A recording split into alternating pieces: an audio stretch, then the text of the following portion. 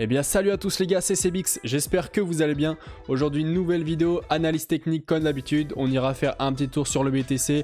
Vous allez voir qu'il y a 2-3 petits trucs qu'on n'a pas vu dans les anciennes vidéos qui seront plutôt sympas à analyser. Je vous donnerai mon point de vue sur ces choses là. Après on ira faire un petit tour sur les news du jour comme d'habitude. Il y a pareil 2-3 petites news qu'on n'avait pas encore vues qui sont plutôt pas mal. Et on parlera aussi vite fait du launch pool de Bybit, donc un très bon moyen pour se faire de l'argent vraiment très passivement. C'est un peu comme un stacking entre guillemets. Vous allez voir, c'est très facile d'accès, il y a des très bons rendements. On parlera de ça en fin de vidéo. Alors on est sur la charte du Bitcoin en daily. Vous pouvez voir qu'on est toujours dans ce long range là qui dure depuis plus de 2 mois. Bon, on l'a cassé, vous allez voir, on n'est plus vraiment dans ce range depuis maintenant quelques jours parce que vous pouvez voir qu'on est passé en dessous et vraiment on a eu une grosse mèche là avec pas mal de prises de liquidité. Ça, je vous en avais parlé dans ma dernière vidéo. Là, on a le cours petit à petit qui essaye de reprendre du niveau et qui essaye de réintégrer ce range petit à petit. Donc pour faire simple, on a ce canal là, j'ai mis 2 vieux traits blancs, mais bon, au moins c'est pour imager, c'est pour que vous compreniez. Et donc à partir du moment où on est passé en dessous comme ceci, bah, on l'aura comme résistance. C'est-à-dire que le cours, quand il va vouloir retourner pour réintégrer, il va sûrement se heurter la tête et hop, retomber plus bas. Alors qu'inversement, quand on était vraiment au sein du range, ça nous servait vraiment de se retenir de cette chute pour retourner et rebondir finalement. Donc voilà, les rôles se sont vraiment inversés.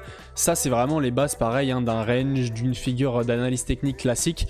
Quand on se retourne et qu'on essaye de retest la figure ou le range, souvent on se heurte et on retourne plus bas malheureusement. Et si on trace un Fibo donc de la dernière tendance, soit du 10 mars jusqu'à l'ATH qu'on avait fait là le 14 avril, on peut voir qu'on est vraiment maintenu par les 0,382, c'est un truc de fou. Toutes les mèches, vous voyez bien qu'elles s'arrêtent sur les 0,382. Alors ça c'est incroyable, pareil la précision de Fibonacci. Qu'à chaque fois qu'on arrivait sur ces zones là, bam, il y a des acheteurs qui re-rentraient pour pas que le cours aille en dessous de cette zone justement. C'est vrai que c'est un peu le bordel parce que là il y a 2 Fibonacci qui sont les uns sur les autres. Comme ça sera plus clean. Après on peut voir donc du coup que si on tient pas cette zone malheureusement des 0,382, la plupart du temps c'est ce qu'on va faire, on va aller chercher les 0,618. Et donc aller dans cette zone de rechargement, la zone de rechargement que je rappelle, elle se situe entre les 0,618 et les 0,786, donc ça nous ferait entre les 23 900 $ et les 22 000 $ tout pile. Ce qui nous ferait perdre quand même au minimum un 12%. Bon, c'est pas déconnant honnêtement, on a connu bien pire. Donc voilà, aujourd'hui comme vous l'avez remarqué, j'essaie de faire vraiment une vidéo sur le court terme. Comme je dis, hein, j'aime bien varier entre le court terme et le long terme dans chacune de mes vidéos pour avoir vraiment une globalité sur l'ensemble du marché. Et je sais qu'il y en a dans mes vidéos qui se focalisent plus sur le court terme pour essayer de prendre des trades, maximiser leur position, etc. Il y en a plus qui sont vraiment en mode investissement long terme, on ne touche pas aux crypto pendant plusieurs années. Donc voilà, j'essaye de varier vraiment les deux optiques, les deux points de vue pour être le plus complet. Si on passe en 4 heures, on peut voir qu'on a un joli petit W là qui s'est formé. Bon, après les W, c'est une figure qui est très regardée, mais ça reste quand même des éléments de base et des choses qu'il faut savoir. Donc je tiens à vous le signaler. Vous pouvez voir qu'on l'a aussi cassé en weekly. La mèche descend bien plus bas que le rectangle violet que j'avais tracé. Donc ça c'est chaud parce que weekly honnêtement c'est quelque chose de très puissant. Donc bon, est-ce que c'est uniquement un rebond pour s'enfoncer plus bas et aller chercher les 0,618 comme je l'ai dit avant, voire même plus bas, parce que si on regarde plus bas on voit qu'on a un closing CME à 20 000, on a beaucoup de choses qui sont à 20 000, on a également beaucoup de liquidités, ça permettrait d'aller liquider pas mal de gens. Est-ce qu'on va y aller? Je sais pas, on est vraiment entre deux zones. Après on pourrait clairement réintégrer le range, c'est pas encore trop tard. Si vous voulez, tant qu'on fait pas des choses comme ça et qu'on le reteste plusieurs fois sans jamais arriver à le passer, ça serait vraiment très négatif si on fait ça, parce que clairement ça voudrait dire qu'on a vraiment une grosse barrière ici et on finirait finalement par plonger. Si on arrive à la réintégrer directement comme ceci, ça irait parce que ça nous ferait que 3-4 jours en dessous du range, donc bon, ça serait encore raisonnable. Donc voilà, au niveau de l'analyse technique, vous avez une chose à retenir: si on se fait rejeter une fois comme ceci, c'est vraiment la merde, et si on arrive à le retest et qu'on se refait rejeter, bah là c'est encore plus la merde. En revanche, si on arrive à réintégrer comme ceci et qu'on retourne dans notre range, comme ça serait plutôt pas mal et ça serait un très bon signe. Vous avez fait quand même un bon gros point sur l'analyse technique comparé à d'habitude. Maintenant on va passer directement sur Twitter. D'ailleurs n'hésitez pas à aller me follow sur Twitter, Sebix avec 3x crypto, on est toujours 67, ça bouge pas depuis quelques mois. Tweet du journal du coin, Tether USDT annonce miser sur Bitcoin, 15% de ses bénéfices iront désormais dans le Bitcoin, une décision qui souligne la confiance de Tether dans la valeur et le potentiel du Bitcoin. C'est vraiment très bien, c'est une bonne news pour plusieurs points. D'une, ça permet de créer vraiment une puissance acheteuse parce que Tether c'est une entreprise qui brasse énormément d'argent. Je sais plus combien elle fait de bénéfices par an, mais il me semble que ça se compte en milliards.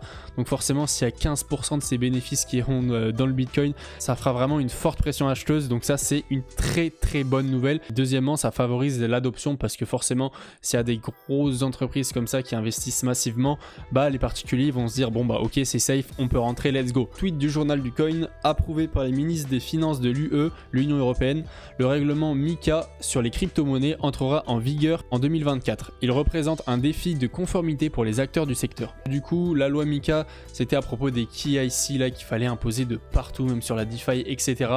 Alors ça, je sais vraiment pas comment ils veulent s'y prendre. Je pense que ça sera du coup aux wallets comme MetaMask et tous les wallets qui existent finalement de se mettre aux normes. Sinon, ils pourront plus exercer et ils auront plus la possibilité de faire ça dans l'Union Européenne. Je sais vraiment pas comment ils vont le mettre en place.